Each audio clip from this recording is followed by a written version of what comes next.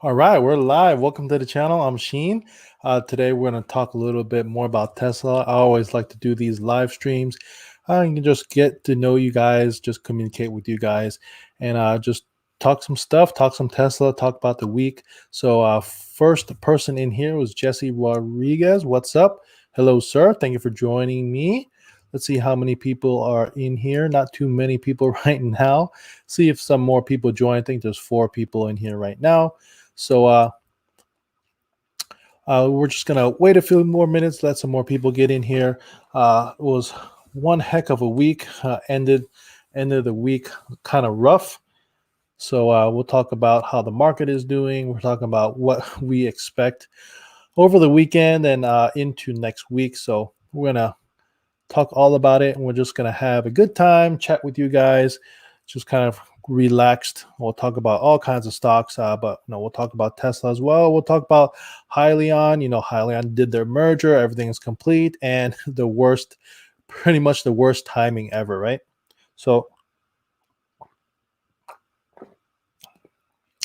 we're gonna talk about it. So give some shout outs. Sam M, what's up? Thank you for joining me. Did you sell Shell Hyliion as a long-term hold, 3 to 5 years? Yeah, so I'm not going to sell Hyliion, which is Shell. I'm not going to plan to sell that, unless it goes crazy high. And like when I say crazy high, I'm thinking something like over $90, over $80, $90. I might consider selling a little bit of it, but my plan is to hold on to it. There's no reason for me to sell when I think, once they become a public company, they're going to start announcing more of their contracts that they've been having. There's some videos and pictures out there that Anheuser-Busch has a whole lot of these Hyliion trucks, and so like all this, it's not really made public because Hyliion was never a public company. They never really had to talk about their deals, and they never had talk about it before.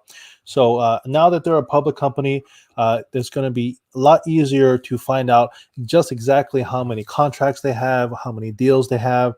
So that all that news is going to come out, and I'm thinking that it's going to be big. So I think Hyliion is in its infancy. So no reason for me to sell Hyliion. And matter of fact, I bought more Hyliion today, so I'm going to talk about that in just a little bit. Erin Dog, what's up? What up, Manny? I'm not sure what. Maybe I missed something. Oscar, what's up? Thank you for joining me.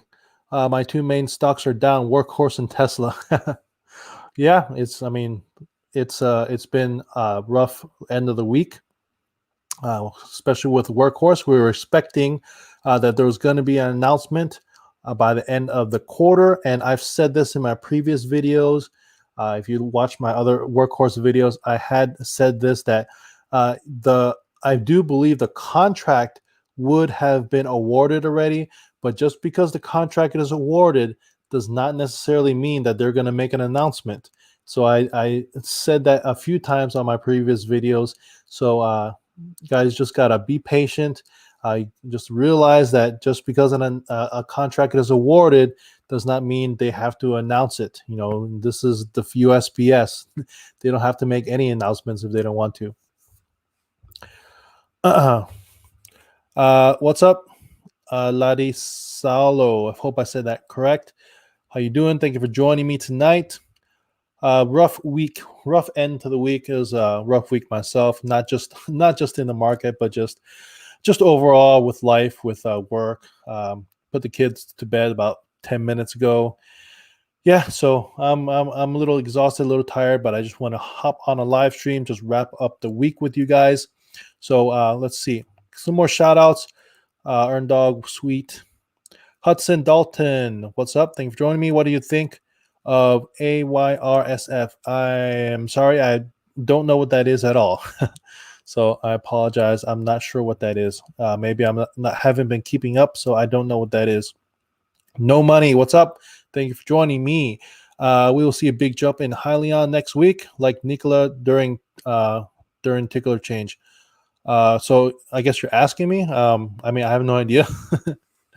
So you gotta remember, when Nikola came onto the scene, it was a different time. I mean, even though it was like literally probably like three months ago, it's already a different time. You know, when Nikola came on the scene, like nobody really realized what SPACs were. It wasn't really popular. You know, before then, before Nikola, it was probably just one or two. Uh, what was it? Space, Virgin Galactic, before Nikola, and what was the other big one? DraftKings. Like those are pretty much the only two other SPACs before Nikola, and then still nobody understood SPACs. It wasn't a huge thing. It wasn't being talked about on MSNBC. I'm sorry, on see, I'm tired, on Mad Money and on the media. So it's a different time. So now there's literally hundreds and hundreds of SPACs. Everybody's SPACing. So the times are different. Money is being spread a lot thinner. And also, Nikola had, as much as maybe people dislike him, they had Trevor Milton, and he was the ultimate cheerleader for Nikola stock. He was all over social media, all over the news, all over everything, and he was pumping the stock. He was the biggest stock pumper out there, and so you got to realize this is different. Hyliion has Thomas Healy. He's a more quiet guy. He gets stuff done. He's not all over TV. He's not all over social media. He's not constantly popping the stock. So it's a different company. It's a different time. You're going to see a much more stable, but stable and steady incline. And in my opinion, they're just legit not lying to you guys. Not putting out videos. By the way, my video was taken down. I'm sure you guys have heard Nikola has been doing this campaign about taking down all the videos that have been bad mouthing the company. And so I did a video basically talking about Hindenburg research, and I was talking about their Nikola 1 rolling down the hill. And you know, I talked about it, did my commentary on it, had a clip of their video, and I got a copyright strike from Nikola. I'm sure you guys heard about it. A lot of YouTubers got copyright strikes. So I got one of those. Excuse me. So I got one of those, and it was kind of really BS. Because they're just silencing people, silencing critics that are just pretty much reporting the news. And so I got a copyright strike on it. It was no big deal. You know, you just to kind of do a little course, like literally watch a video and answer some questions, and then the copyright strike goes away within 3 months. But actually, I looked at that video. I looked for that video today, and it was relisted. So I think there's a lot of fuss about a lot of YouTubers have been complaining that this is not legal. That, you know, we are not copyright infringing because we are providing commentary on the subject, and therefore it falls under fair use laws. So I think Nikola yet lost another one because my video was reposted, and so there you go. So Nikola has lost again. It seems like they keep on losing on everything that they try to do these days. Tanya Adcog, welcome. Thank you very much. Thank you for joining me, and thank you for the likes. Got 12 likes so far, so we'll see if we can get some more likes out there. Give me some thumbs up. Pretty much helps out the channel. Kim, when do you think S&P inclusion will happen for Tesla? So S&P, so there was, I think the quarter just ended, and S&P committee did meet again, and Tesla was not included yet again, and not surprised at all. You got to realize that Tesla is a massive company. What are they now, like 300-400 billion dollar market cap company? So they have to make room for S&P inclusion. So they have to remove a 1 or 2 or 3 or 4 or 5 companies to make room for a company as big as Tesla. So I don't expect it to happen soon. It should happen within the year, is my opinion. Hopefully by the end of this year. That would be amazing, because then will really end the year on a fantastic note. But you got to realize that they have to make room for Tesla, since they're such a huge market cap company. Also, again, with their liquidity situation in their stock, there just has to be enough stock for these fund managers to buy. And so I think that's why we did have that dilution. Tesla did raise about $5 billion in selling more stock to the market. So there is a little bit more liquidity in Tesla stock. So I think all of those have to happen. And, with this third quarter, I think it's completely obvious that they're going to report another positive quarter. Just look at these numbers: 139,000 delivery. That is up 43% year over year. So in Q3 of 2019, they delivered 97,000 vehicles. Q3 of 2020, they delivered 139,000 vehicles. That's a 43% increase year over year. So, it's a record. It's just a record quarter. Their previous record quarter was Q4 of 2019. So another record quarter. They're going to post another profit. So it's just a matter of time before we're going to see S&P 500 inclusion, and you're going to want to be in the stock before that happens. For people that are just trading in and out of Tesla, I don't understand it. I don't get it. You're just kind of like you're just risking a huge amount of money, because you're not going to know when S&P 500 inclusion is going to happen. It could happen like literally any time, and so I want to be in it before that happens. So I would never sell out of Tesla. So that's my answer on your S&P 500 question. Let me go through some more chats. Michael Alexander, thank you for joining me. Lost 4K on 7-2 calls. Oh man, I'm sorry to hear that. Yeah, Workhorse, it's a bummer, but that's the stock market for you. I have another 1K on 1016, not looking good. Yeah, so like I said in previous videos, I have said this, that the just because the contract, in my opinion, would have to have been awarded end of the quarter, which was September 31st, doesn't mean that they're going to make an announcement, guys.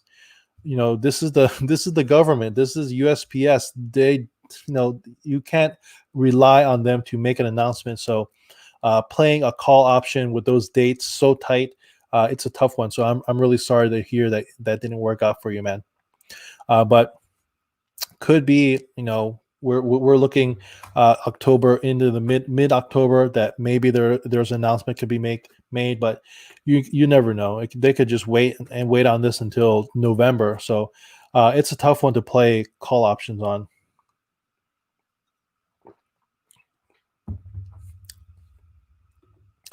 123 ABC, what's your thoughts on PIC XL Fleet? About 100 shares at 1309, and just has been steadily dropping. Why are all these potential SPACs going down right before merger dates? So I haven't been following XL Fleet. I know about them. I know they're trying to reduce fuel consumption and going green, but like they modify their trucks and whatnot. But I haven't really looked into them. But like right off the top of my head, I'm just thinking, how much of a cost savings is it to install one of their systems versus just getting a electric truck? Because they're doing mostly on like pickup trucks, if I'm correct, like pickup trucks and like work trucks, things like that. So I honestly haven't looked too much into them, but I don't have much to say about XL Fleet in particular. But as far as SPACs go, it all depends on the company. Like one of the ones that went down was Graph Velodyne. Right after the merger, the stock went down, and I think went down pretty big. And also, with the news, everything's go down. But with Graph, with Velodyne, they went down because there was no lockup period on their pipe shares. So the people that invested in the pipe at $10 a share, the day after it merged, they were able to sell their stock for a profit, and that's what they did. So when there's no lockup period, you could expect some of those pipe investors to sell their shares, and that's why the stock could go down very very quickly. All right, guys, just trying to catch up on some chat. Thank you guys for joining me. Give me some likes. Just take a second, give me some thumbs up. Really helps out this video and pushes out to more and more people after we wrap up tonight. Let's see. Tanya Adcock, wonder when they will include it. Seems inevitable. Yeah, I mean, it is inevitable. You know, they are consistently profitable. They're going to be profitable in Q3. It's going to be a record quarter for them. Record deliveries, 43% year over year, 139,300 vehicles total. Look at their Model Y. Let me make this bigger. Sorry. Let's see. There you go. Look at their Model Y deliveries. Look, I mean, this is a whole new, like this, all this green is Q3 2020 deliveries of Model Y. Like Model Y is just the icing on the cake. Even without Model Y deliveries, they're still over Q3 2019. But Model Y is just like, it's just like I said, it extends them into the stratosphere, into just icing on the cake right there. Model Y is going to ramp up. They're still ramping up Model Y. My cousin just got a Model Y delivered like literally 2 days ago. And keep in mind, Model Y isn't even being sold in the largest market on the planet yet, and that is in China. So just imagine when Model Y starts being delivered in China. I mean, guys, just slow down, think about what's happening. I mean, it's like happening before your eyes that they're absolutely going to take over the not only the automotive market, but literally everything else. They're integrating everything into their own business: battery manufacturing, mining, just redesigning alloys for their own cars, just redesigning the way a vehicle is being built. So poised to take over the world. So yeah. So just look at how much Model Y is contributing to the icing on the cake there. All right. So sorry, let me just catch up on the chat. So Michael Alexander, about the workhorse. So let's just talk about workhorse. I already said that. Looking into the mid-October, hopefully there will be an announcement. I fully believe that the contract was already awarded, and we're just waiting for the actual announcement. So that's my opinion. Jason Bloom, how low can Hyliion go in the near term? I don't think it's going to go any lower, man. It closed. Let me see. So I have Fidelity, and on my Fidelity, I was unable to trade because my stocks were not moved over to HYLN. So I was unable to trade the whole day on my shares. So keep that in mind. Like a lot of people are not able to trade. So the fact that Hyliion dropped down 12% today to $39, that excludes millions and millions of people, including people on Fidelity, on Charles Schwab. Like all these people were not able to trade. So, people would be buying more or selling more if all the other brokerages were able to trade Hyliion. So keep that in mind. This 12% does not reflect millions and millions of people that were not able to trade today. So I don't think that it could fall much more. I mean, maybe into $35, but I don't expect it to fall much more. And if it does, I will be picking up more shares. In fact, I did pick up shares today. Let me see. Where's my so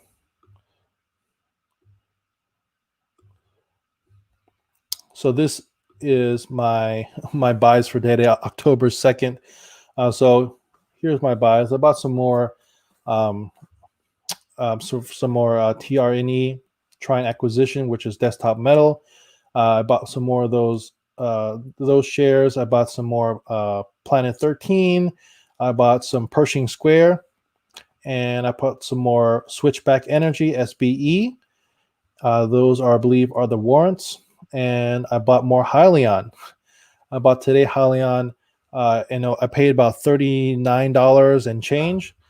So I'm fully expecting this to go back up into the $45 up to $50 sometime next week if everything is okay.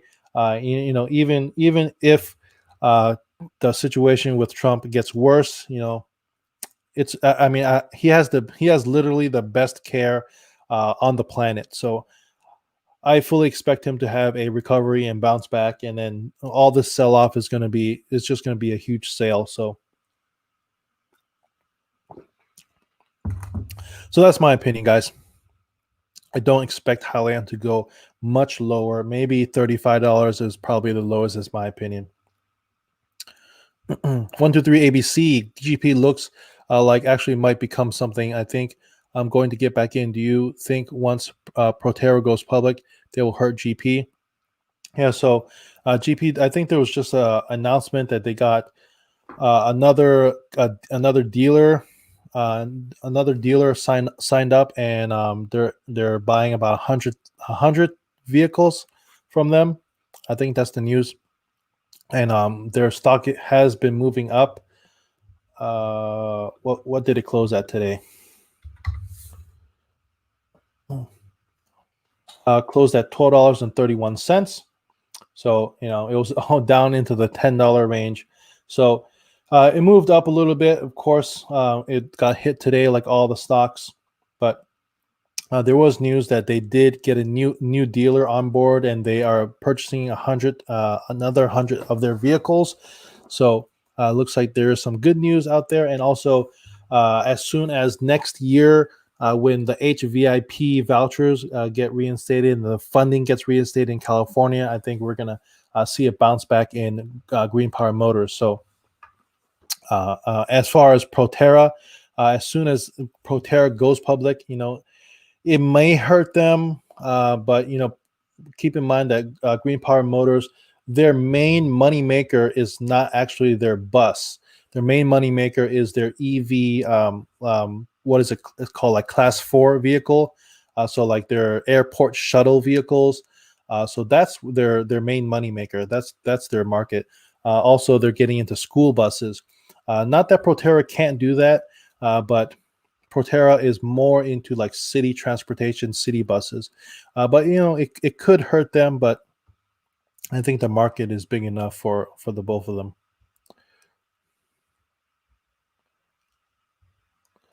HB thinks Tesla to 250. I highly doubt it. If it goes to 250, I would be loading the boat for sure. But I highly doubt we're going to see 250 there. I would love to get 250. I need more shares. I don't think it will, though.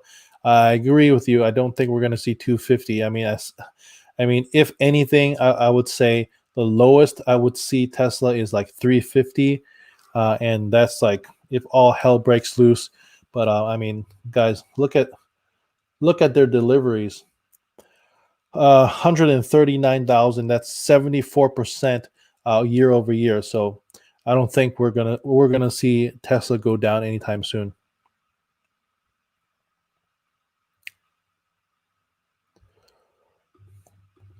Thoughts on CCXX? Zidon Alexander, thanks for the chat. So thoughts on CCXX is that they're supposed to merge. I think it's like the first or second week in October to complete their merger. I think after the merger, we're going to see some movement on it when bigger institutions are able to get in. So there are a lot. I mean, this one is more of an institutional play, like CCXX Multiplan. It's not a sexy stock. It's not a very interesting stock. I mean, after all, it's insurance and saving insurance companies money. But so that's why it's not getting a lot of attention from retail investors. But I think once it goes after the merger and the merger's complete and everything, uh, more investors, Wall Street folks, more fund managers are going to be able to buy into the stock, and therefore we're going to get movement after the merger, is my opinion. HB says at 2,000 shares, so I'm kind of pushing it. Oh yeah, well, I would like to see Tesla at $200 or $250 as well, and then yeah, if we could push it down to $200, let's do it.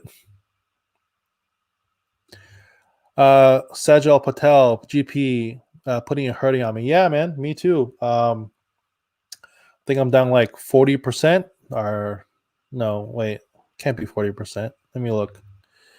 Let me see. Can't show you this because I can't show you my screen just now because it will show you. Okay, I'm only down 16%. Cost basis on my GP is $14.67, down 16% right now. So, yeah, man. I mean, it's one of those things. I think the company is going to be fine. It's just number one, the market right now, the news right now, but also they had that short report come out and basically ding them on the fact that they're getting so much of their revenue from California and from the California vouchers, that the vouchers kind of dried up for the rest of 2020. So this is the government. These are government vouchers from the state of California. So it has to get approved. It has to go through voting. They have to, have this whole thing, these meetings, in order to find out how much money they're going to fund for next year. So as soon as that comes out in 2021, we expect it in early 2021 how much money they're going to have for vouchers for these electric vehicles. That's when we're going to see some movement on GP, Green Power Motors. But until then, it's kind of like sit tight.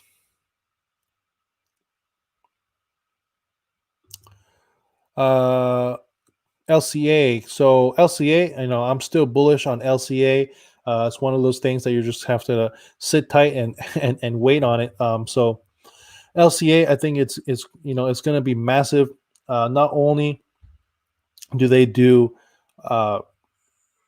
sports betting, they do sports betting like DraftKings, but they have obviously online gaming, online casinos, and online casinos bring in a lot more money than sports betting. They were I forgot what the numbers are, but their Q3 numbers were released, and I think it was like 20 or 30 some million dollars that they made in revenue from just one state in New Jersey. So I think they're going to be massive. So also, just think about it. When you do sports betting, people typically bet one or two games. If it's football, it's maybe every Sunday, every Monday night football. So the revenue for sports betting is not as high as online gaming, online casino, because when you're in an online casino, you're like playing for hours and hours. So the revenue is much higher when you're doing online betting for like online casinos and versus sports betting. So that's why I think LCA is going to be massive. Thanks for the great videos. Thank you very much. Thank you for your chat. Thank you for joining me tonight. Golden Nugget going to include sports betting too, or just online? Yeah, Golden Nugget is going to have sports betting as well.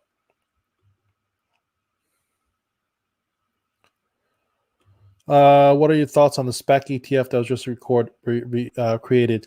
Yeah, I think it's SPAK is the ETF. I think it's like 20%. Don't quote me on this, but I think it's like 20% are pre-merger SPACs, and then like 80% are post-merger SPACs. In that ETF. ETF is called SPAK. My thoughts on it is that I wouldn't buy into it because I think SPACs, it's like, why do I need somebody to manage SPACs for me? I mean, it's relatively easy to research SPACs. Uh, I go with good management. You know, companies that have done SPACs successfully, have had good CEOs and good management. Um, I mean, pretty much if you stick with those companies and you buy into them at the bottom at 10, 11, 12 dollars, $13, you're in it at a very low price and very low risk. So, if you stick with that, I think it's just a winning formula. So, like, Chamath is gonna he's gonna be the SPAC king. He's gonna have SPAC after SPAC after SPAC, and he's proven that he has good management. His company has good management. He's a well-known figure. Probably a legendary investor. So I mean, with Open Door, Open Door has been doing really well. It's been uh, up. What did we close at on Open Door? Let me see. Sorry. IPOB, we're up to $18 already. $18 on the close today, $18.41. And also, Kathy Woods has been buying IPOB, Open Door. So ARK Invest is investing in IPOB. So that is just another vote of confidence. But anyways, yeah. So I mean, if you just stick with good companies like Pershing Square with Bill Ackman, that's going to be massive. Anything that Chamath touches, that's going to be massive. The folks that Shell Hyliion, the folks that did Hyliion, they have another SPAC. So I mean, stick with these good companies. You're going to be just fine. So I don't see a reason why you would pay whatever fee it is to get into a SPAC ETF. So that's just my opinion. Yeah, coronavirus is gonna keep people inside gambling online. Yeah, online gambling, online gaming I think it's gonna be massive. Just look at how massive it is when in New Jersey, but once it goes into Michigan and Pennsylvania, and then just throughout the country, it's gonna be something that would want to get in right now before it explodes.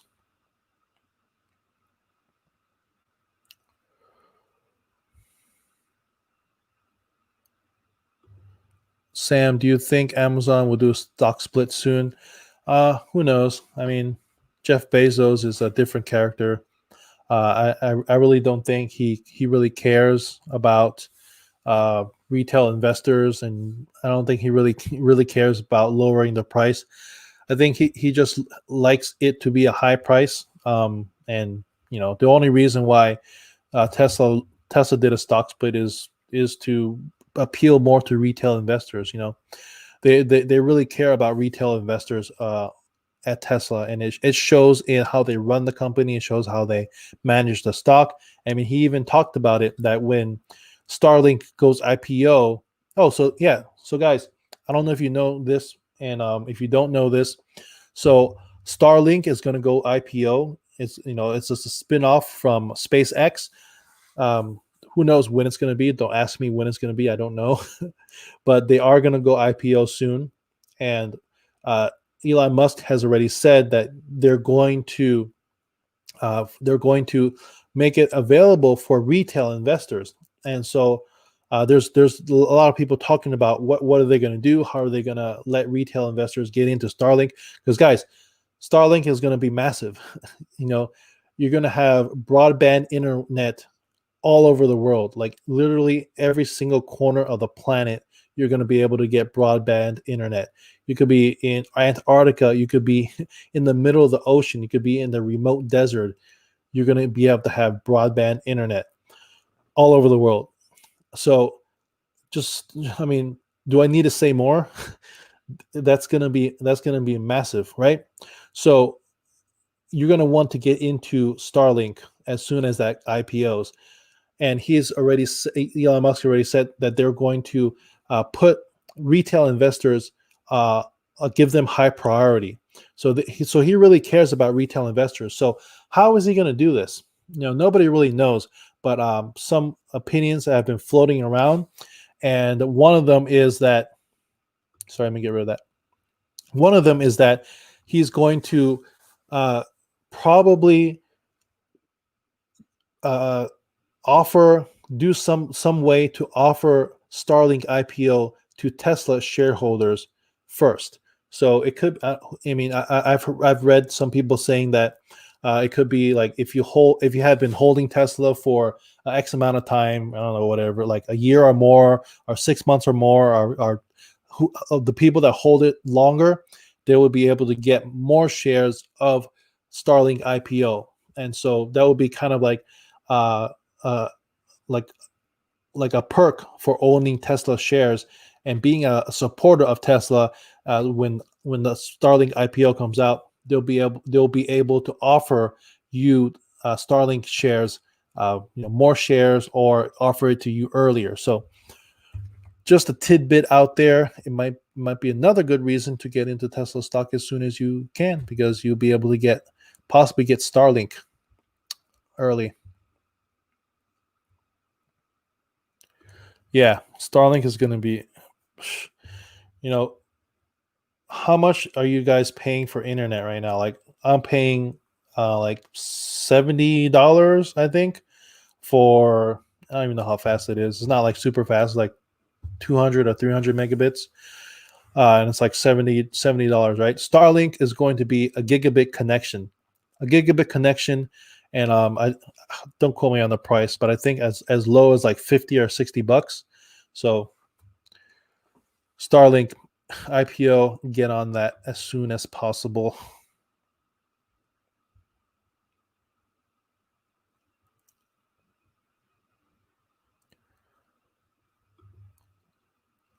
Hold that workhorse. Good news coming soon. Yeah, I suspect it to be coming soon.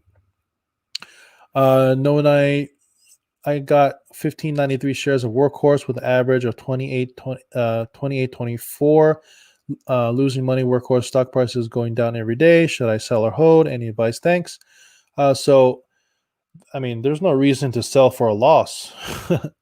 You got to realize that you're doing it wrong if you're selling it for a loss. So first of all, you're buying at all-time highs. So I would in the future, I would advise maybe not to buy at all-time highs. Wait for a pullback. And how many? You have 1593 at a cost basis of all-time highs. Gosh, that's tough. So what did we close at? Let me look it up real quick. Workhorse. Sorry.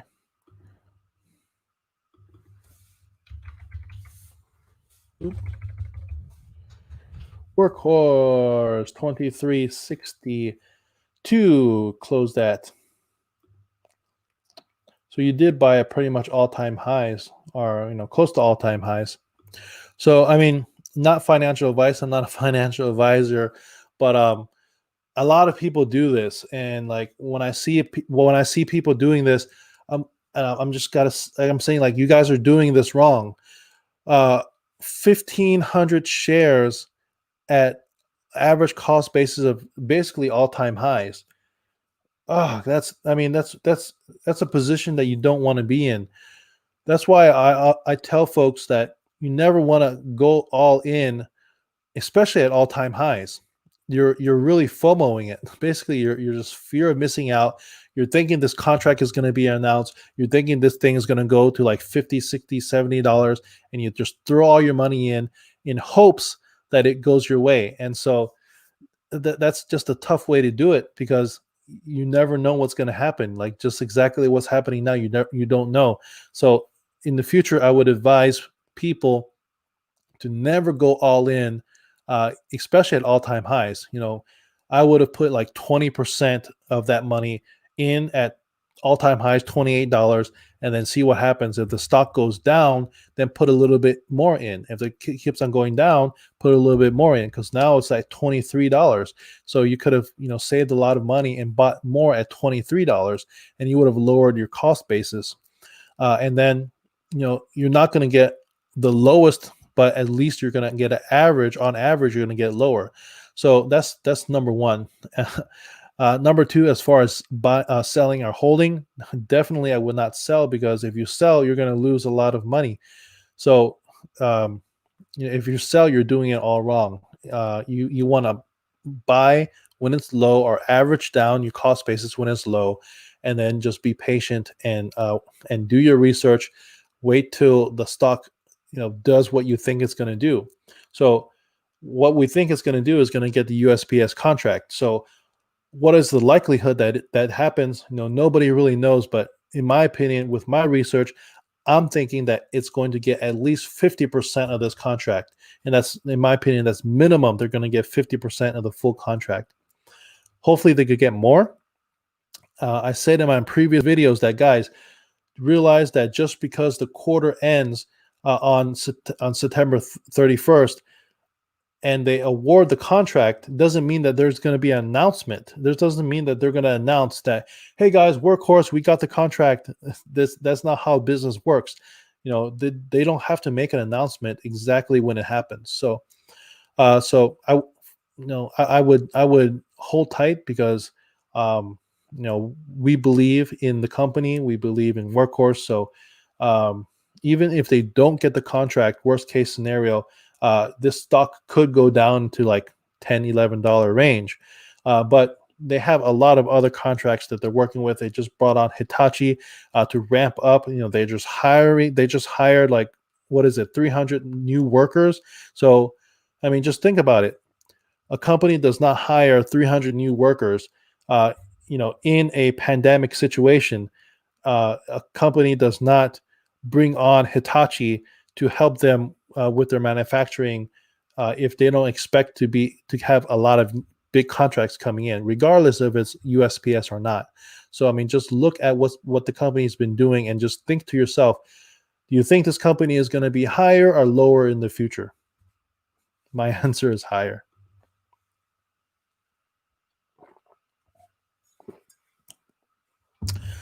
Tanya, can't wait for Starlink. Absolutely. I'm really excited to see what Elon Musk does with, like I said, with Starlink IPO. I mean, that would just absolutely be amazing if they work out some deal to, like, if you are a Tesla holder for a year or more, you're able to get X amount of Starlink. Or if you have X amount of shares in Tesla, you're able to get X amount of shares in Starlink. That would be awesome. That would be a history. That would be like unprecedented. No CEO, no company has really supported the retail investor in that way. So just another thing that Elon Musk is awesome about, really supporting the retail investor. By the way, Tanya, did you get a Model 3, a Model Y recently? I thought in our previous live stream, like a couple of weeks ago, you said that you took delivery of a Model, I think a Model 3 or Model Y. Sorry, I'm always drinking, but literally talking for like an hour, so sorry about that.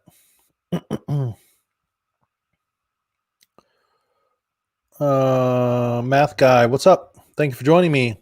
I have good advice for people who want to buy at all-time highs. Learn how to trade options and sell puts on the stock you see doing good. Yeah. I have a video out. Okay, Tanya said, yeah, a Model 3. Cool. How do you like the Model 3, Tanya? I test drove a Model 3. I rented a Model 3. Love it. It's just too small for my family. I have 2 little kids. So if anything, I will get the Model Y, but I'm just waiting for the Cybertruck. But yeah, how do you like that Model Y? That Model 3? So sorry, back to Math Guy. So yeah, I have a video. It's like probably 20 videos ago that I talked about exactly what Math Guy is saying right here. Selling put options on stocks. So I think my video is titled something like how to sell put options, or put options on Robinhood or something. and I talk about basically the theory, the idea about selling put options. So I mean, this could literally take like 20 minutes to try to explain. So I'm not going to do that right now. But just a quick overview what our math guy is talking about. So if you sell put options on a stock, so let's say there's a stock that you want, whatever it is. Let's just say Workhorse, for example, and so. Let me bring this bigger here. So let's say, well, you wanted to buy Workhorse stock, okay? And Workhorse stock is $23 right now. So we're looking at Workhorse stock and we're thinking it's $23 right now. We're thinking that it's going to go up. It's going to go up. Who knows? 30, 40, $50. USPS contract is going to be awarded and announced in whatever, in 20 days, 30 days. And let's say I wanted to buy Workhorse stock at, let's say, $25. I feel okay with buying Workhorse stock at $25. So what you do is you could sell a put option for $25. So what that means is you're going to collect premium. Actually, let me just bring up my Robinhood account, and we'll just. Sorry, let me just bring up my Robinhood account, and we could just kind of walk through this real quick. Give me a second. Log into my Robinhood account. I don't think Robinhood shows any account numbers, so I could just share my screen with you and without exposing my account number. I don't care if you guys see my finances. I'm transparent about my finances. So anyways, but what I'm talking about is Workhorse. So let's say Workhorse, all right? So let's trade Workhorse options. So we're talking about selling a put. So you could go as far out as you want, depending on how long you want your money tied up for. So let's just say into next month, November 6th. So let's say how much are you okay paying for Workhorse? So $25 strike price.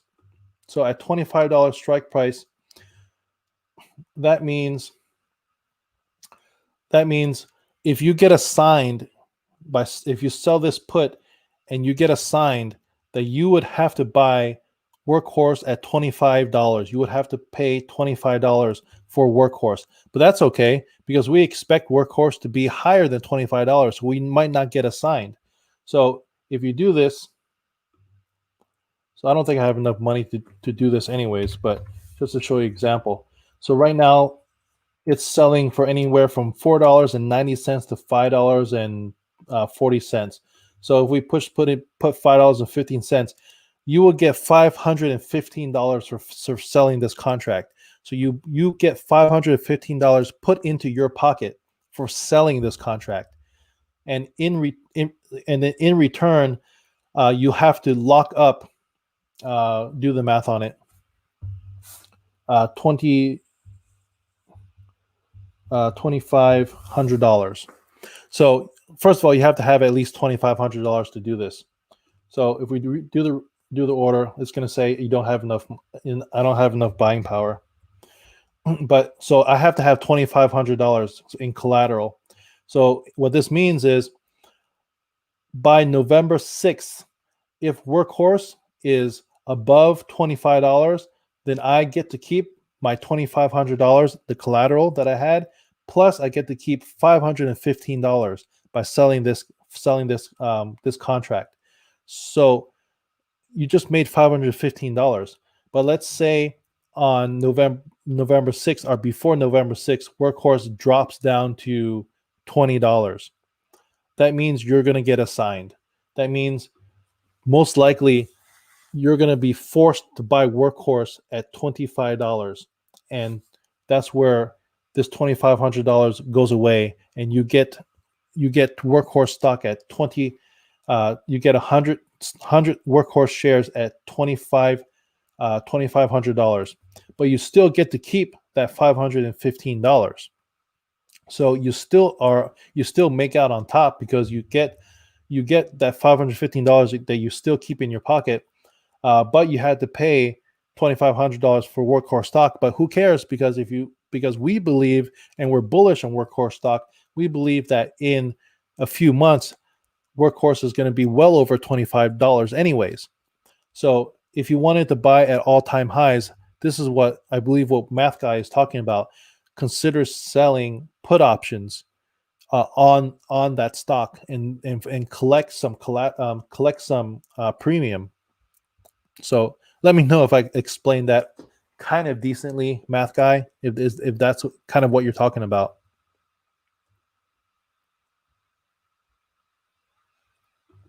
Yeah, Tanya just got a Model 3 delivered. Performance you can't believe.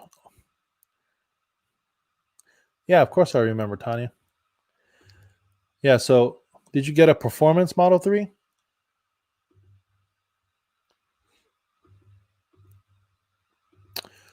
Samuel, I doubt people with 250,000 trucks will want to alter their trucks with Hyliion technology.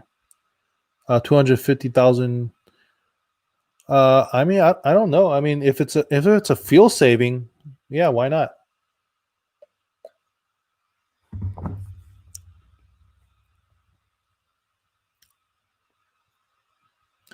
No, it does not. It does not void the warranty. Thomas Healy came has a video that he specifically talks about that the Hyliion powertrain does not void the warranty. Absolutely does not void the warranty. And just think about it. You could get Hyliion's powertrain installed from the factory, from the manufacturer of the truck. So um, it's not gonna void the warranty. Tanya took it on a road trip. Autopilot is incredible. 38 hours on my own. No, yeah, I mean just the fact that it will stay in the lane for you and brake for a vehicle in front of you. That just takes so much stress off of you. So yeah, I mean, once you have autopilot and driving, I don't think you could ever go back to anything else. What about people with 100K trucks who can't afford a 300K truck? I'm probably missing some of the chat there. Sorry. Tanya, thank you for the super sticker. Appreciate that.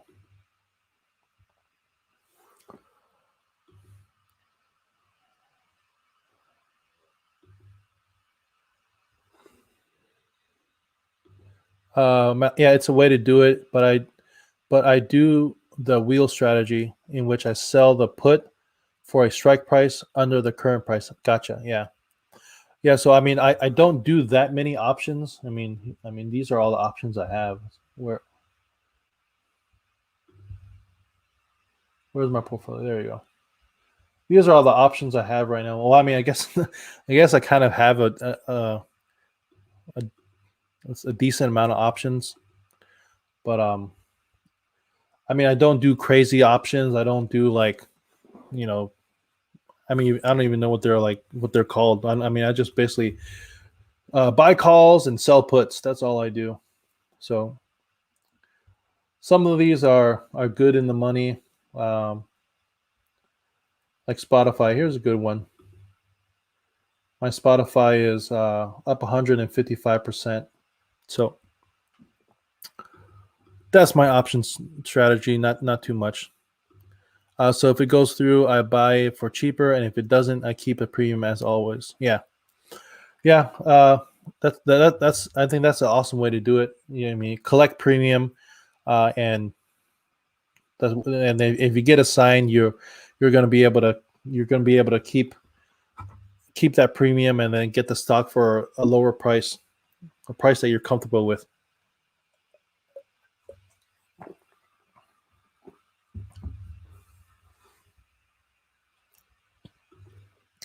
Yeah, man. Thank you. Post that in the comments or just send it over to me. News on LCA? No, there's no news. I didn't hear any news on LCA, but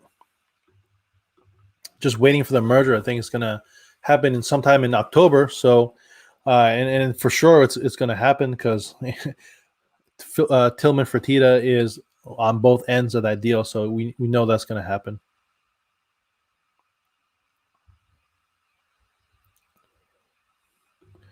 Do you think Tesla is going up on Monday? No, I don't think Tesla is going to go up on Monday because I think the whole market is still going to be down on Monday because of President Trump being sent to the hospital. It's just uncertainty. Even though we know that we don't know if he has bad symptoms or not, just the uncertainty, just the possibility that he could be getting worse. That is enough to send the market on a downward spiral. So I don't think the markets are going to be positive on Monday. You know, unless Trump gets on TV and is like doing jumping jacks or something. Short of that, I don't think the markets are going to be good on Monday. I think it's gonna be lower. So good buying opportunity, guys.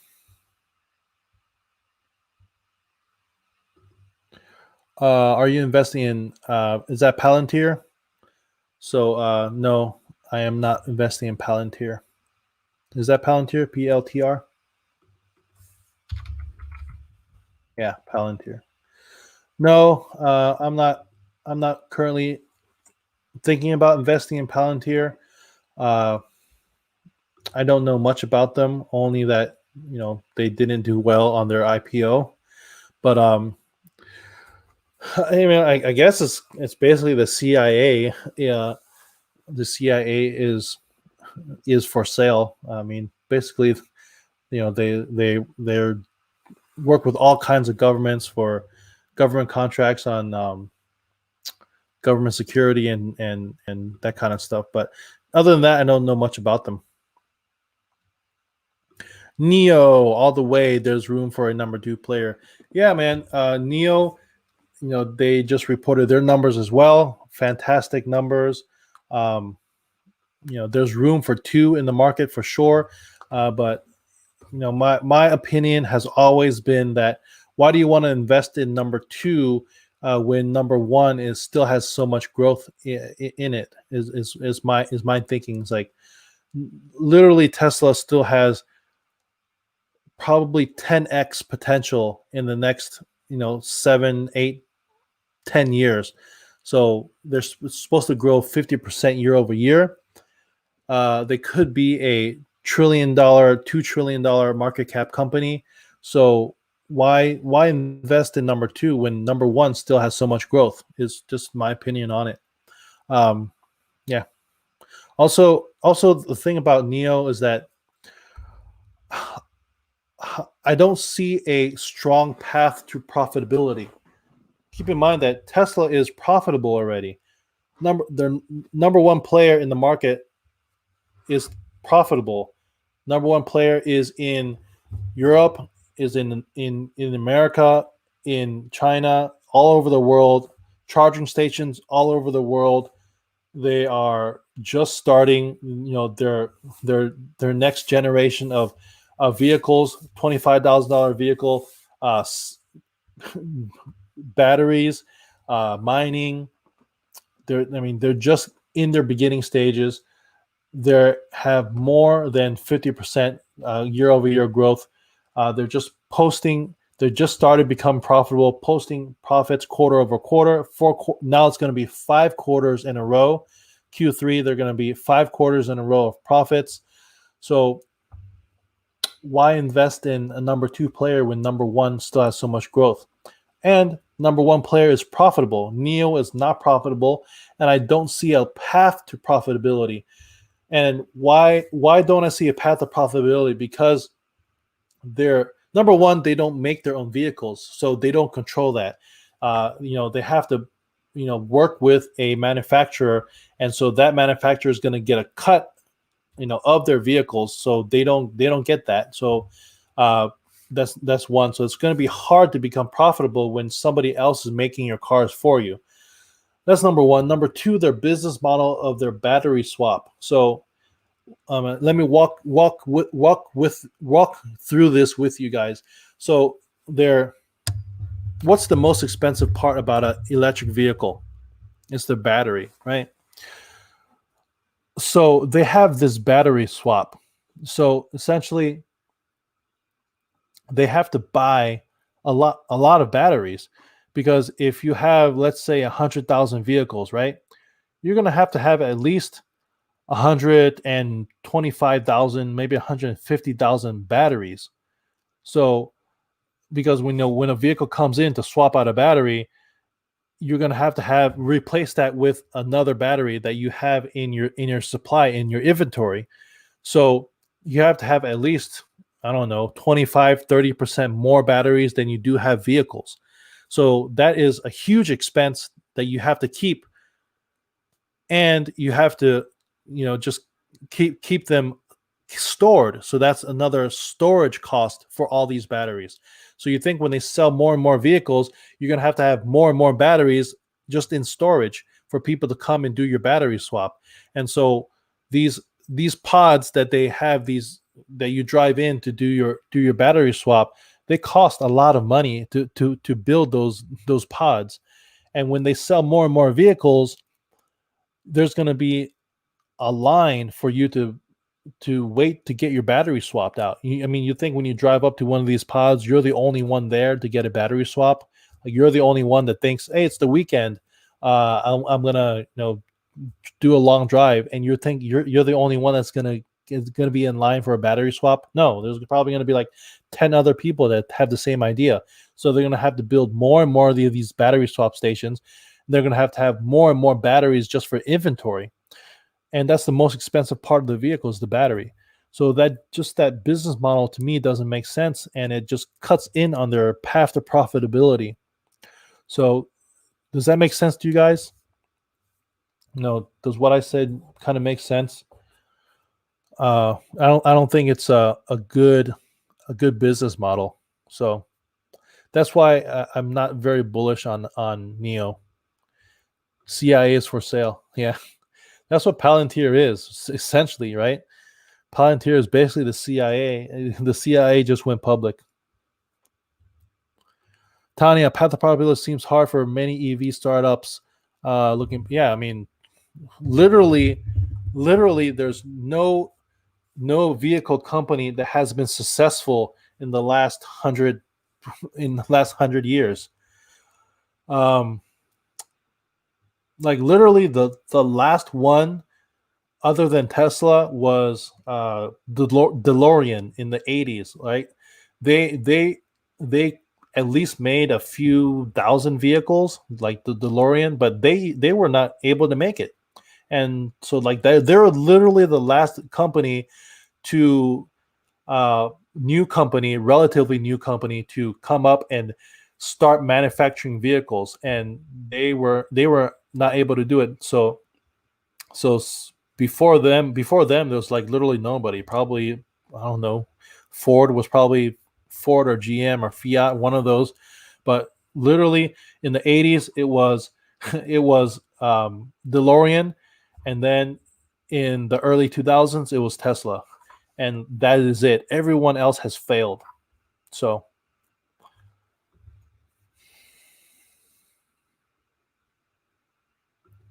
when will the battery swap be required?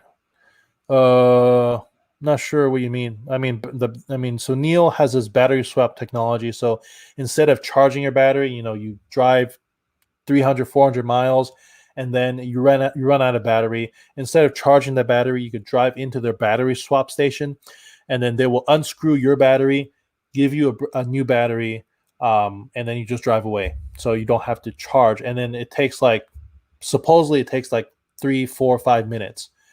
But like I said, you think you're the only one that needs a new battery when the Friday comes and it's the weekend? No, it's just going to be a line of cars waiting for a battery swap. So, that business model just doesn't make sense to me. NIO is backed by the CPP like Huawei. They will sell it all over the world. Who wants an electric car for cheaper and cheaper parts? Yeah, I mean, yeah, sure, they're backed by the Chinese government, but uh, still, the people have a choice, and they have a choice to buy Tesla. Even though, I mean, I'm not bashing NIO. I mean, NIO is doing good, and their cars are definitely attracting the, let's say, the lifestyle, right?